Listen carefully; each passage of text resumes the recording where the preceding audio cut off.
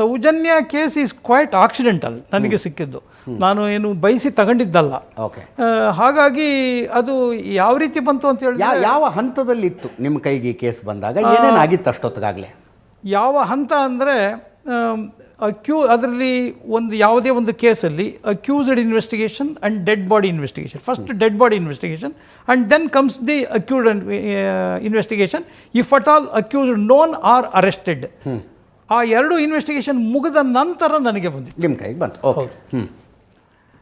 ಅದರಲ್ಲಿ ಸೌಜನ್ಯ ಕೇಸಿಗೆ first investigation ಆಫೀಸರಾಗಿ ನಾಮಿನೇಟ್ ಆಗಿದ್ದು CID ಇಂದ ಒಬ್ಬರು Jain officer was nominated.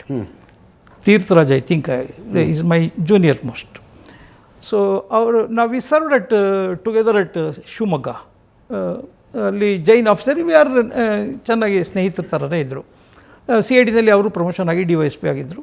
So ಅಲ್ಲಿ ಇದು ಮೆಮೋದಲ್ಲಿ ನೋಡಿದ ನೀವು take the case file from Theertharaj ಅಂತ ಬರೆದಿದ್ರು.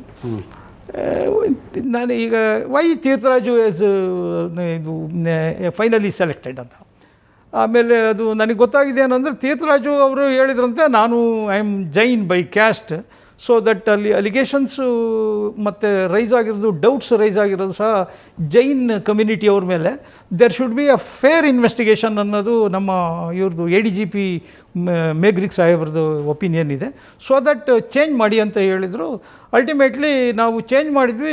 ಅಲ್ಲಿ ನಿಯರ್ಲಿ ಒಂದು 30 to 40 DYSPs ಆರ್ ವರ್ಕಿಂಗ್ H&Bನಲ್ಲಿ. ಓಕೆ. ಒಟ್ಟು 68 members is total strength of DSP at CID. ಎಷ್ಟು ವೇಕೆನ್ಸಿ ಇದೆ ಗೊತ್ತಿಲ್ಲ. ಹಾಗಾಗಿ ಲಾಸ್ಟಿಗೆ ಏನಾಯಿತು, ಮೇಡಮ್ ಹೇಳಿದ್ರು ಯು ಗೋ ಅಂದರು.